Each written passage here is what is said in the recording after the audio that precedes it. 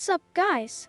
It's Tris, and today we delve into the rise of a hegemonic power that not only reigned at the top of the world, but also set the rules of the world. Before the United States assumed its position as the current hegemonic power, it was Great Britain that held sway over the world from the 19th to 20th centuries. What made England so powerful?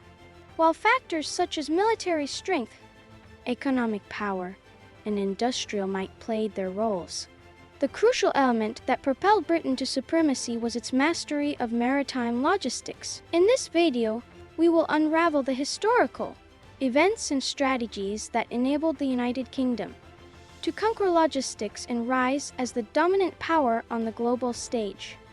By the end of this video, your understanding of the intricate connection between goods, politics, and economics will undoubtedly expand.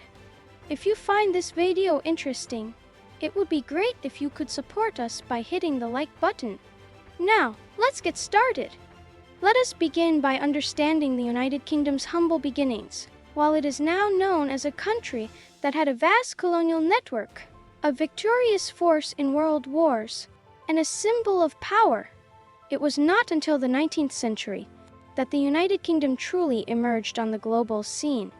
Geographically, Britain faced challenges as a small island nation. On the northwestern edge of Europe, it was surrounded by powerful forces controlling the European seas. The Spanish and Portuguese dominated the Atlantic Ocean, while the Netherlands controlled trade in the North Sea. Additionally, England was embroiled in internal disputes over the succession to the throne, resulting in a lack of cohesion and weak foreign relations. A critical blow came when England lost its only territory on the European continent, Calais. As a port town connecting England to the continent, Calais held significant importance for England's overseas expansion. Its loss left England vulnerable to invasion from the European mainland, plunging the nation into deep trouble. However, a turning point came with the reign of Queen Elizabeth I, who devised a strategic plan to overcome this dire situation. Operation Parrot. Queen Elizabeth I recognized England's military limitations and understood that engaging Spain in a conventional battle would likely end in defeat. Instead, she turned to pirates, the renegades of the sea, and authorized their attacks on Spanish ships through a practice known as privateering. These pirates, armed with the Queen's permission, launched repeated assaults on Spanish vessels, while Spain suffered the consequences of their audacious actions. English pirates reaped the benefits, with 20 of their plundered profits funneled back to England. The Queen's official piracy strategy not only weakened Spain, but also proved highly lucrative for England. Among the pirates, one figure stood out: Captain Francis Drake, whom the Queen trusted implicitly. Backed by the Queen, Drake embarked on a daring 3-year plundering voyage. Upon his return, he presented the Queen with a sum of money that exceeded the national budget.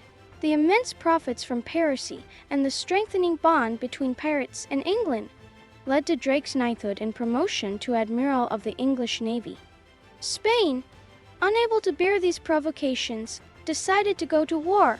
The Spanish Armada, an invincible fleet of approximately 130 ships, set sail to defeat their despised British adversaries. In response, the British hastily gathered an assortment of ships, including merchant vessels, to prepare for the Armada's arrival. Though excessive piracy had once again placed the British in a precarious position, Drake was chosen as the second-in-command of the British fleet, effectively assuming leadership during the battle. When the English pirate fleet clashed with the Spanish Armada, a clash of naval tactics ensued. The prevailing method involved firing cannons alongside wooden ships, eventually boarding enemy vessels for hand-to-hand combat. Anticipating this, the Spanish carried a large number of cutthroats aboard their ships. However, the British surprised them with small cannons that could be fired from a distance, keeping the Spanish fleet at bay. Moreover, the British adopted unconventional tactics, using small ships set ablaze to attack the Spanish fleet. Upon impact, the ignited British ships would engulf the Spanish vessels in flames, inducing panic and chaos among their ranks. To worsen matters for the Spanish, a storm erupted, causing the sinking of numerous ships. With over 30 of their fleet lost, the Spanish Invincible Armada was defeated. News of this unexpected triumph spread rapidly, marking the moment when the underestimated island of England transformed into a formidable power. However, this victory did not signify England's complete dominance over Spain. The two nations differed significantly in terms of national strength, leading to protracted battles. England turned to lucrative bureaus to boost its finances, igniting economic growth, although both England and Spain faced financial difficulties. Ending the war proved more challenging than initiating it. Ultimately, the war concluded with the death of Queen Elizabeth and the signing of the Treaty of London, which favored Spain. The British were forced to relinquish piracy, their specialty, as a sign of reconciliation.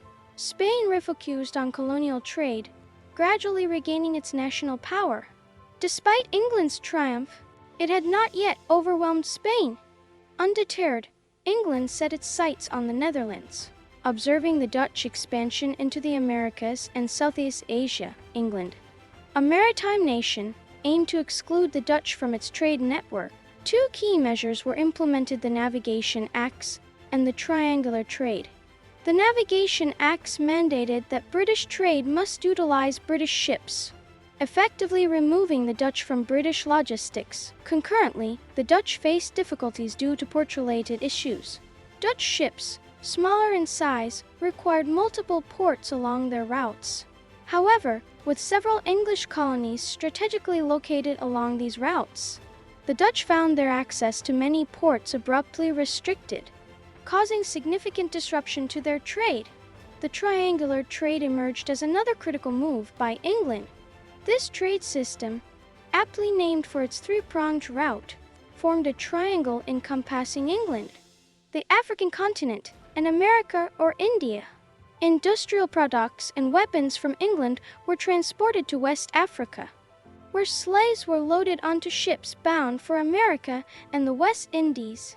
These ships returned to England laden with valuable raw materials from the Americas, such as cotton and tobacco. Characterized by efficient cargo distribution, the triangular trade funneled enormous wealth into England. Furthermore, English ships gradually replaced Dutch vessels, which had previously dominated the seas. By switching their contracts to English ships, other countries could bypass the Navigation Acts and conduct trade seamlessly. As a result, the usage of English ships surpassed that of Dutch ships in various nations. Over 2 centuries, from the late 16th century to the late 18th century, trade scale increased over 20-fold, propelling Britain to become the world's leading power, surpassing the Dutch. This system of static-controlled world trade, managed by the United Kingdom as a nation, solidified Great Britain's status as a superpower, with colonies around the world interconnected by collaborative networks. Profits flowed back to England, fueling its development. These accumulated profits played a crucial role in the Industrial Revolution, which witnessed transformative advancements in technology, such as the invention of the steam engine. Mass production in large-scale factories became possible. Transportation infrastructure expanded with steamships and railroads, and a telecommunications network facilitating global connectivity emerged. The Industrial Revolution was, in essence, fostered by the British colonies and trade network, marking a pivotal moment in history.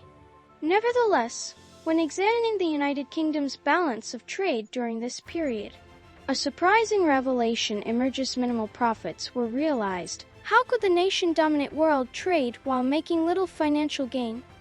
The answer lies in sea logistics. Rather than engaging in trade itself, the United Kingdom excelled in shipping, the business of transporting goods for other nations. As the owner of crucial sea routes, Britain held strategic points such as the Cape of Good Hope, India, and the Straits of Malacca. With England's dominance over these critical passages, few dared to openly challenge them. The advent of steamships further shortened voyages, making English ships more convenient and efficient. Consequently, the usage of British ships skyrocketed, and by the early 20th century, they accounted for half of the world's merchant vessels. The global economy became increasingly reliant on Britain's maritime prowess. With their powerful navy safeguarding these vital sea routes, the United Kingdom intimidated the world. The British Empire, an empire where the sun never set, reigned supreme over the world. In conclusion, the rise of the United Kingdom as a hegemonic power was not solely based on military might or economic dominance, but hinged significantly on its mastery of maritime logistics. From Queen Elizabeth's audacious Operation Parrot, leveraging piracy to weaken Spain and enrich England, to the implementation of the Navigation Acts and the establishment of the triangular trade, the United Kingdom strategically positioned itself as the center of global logistics. The accumulated wealth and control over sea routes propelled Britain's transformation into an industrial powerhouse during the Industrial Revolution. By charting the United Kingdom's journey, we uncover the intricate interplay between logistics, politics, and economics, which so often dictates the rise and fall of global powers. Thank you for watching. Don't forget to like, comment, and subscribe for more insightful content. Take care and see you in the next video. Goodbye.